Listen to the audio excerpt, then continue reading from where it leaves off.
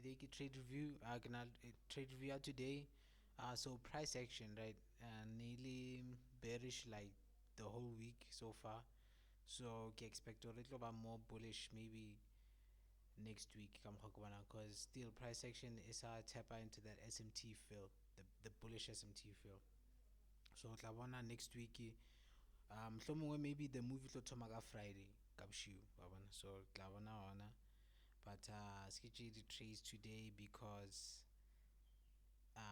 order block ene ke beile more the 1 minute ibile invalidated lona mara lona. I think the reason why it's such a trade is because next more charting at that time, because ngebe ke bone that oya mara no ne ke tlo lebella ne ke tlo emela um change of character to the upside before ke tsena. So either way ne nga se trade. So because price retrace back to the equilibrium, then yeah, even higher, then yeah, tap into that order block, then yeah, invalidate that order block before going lower. So he sweep liquidity.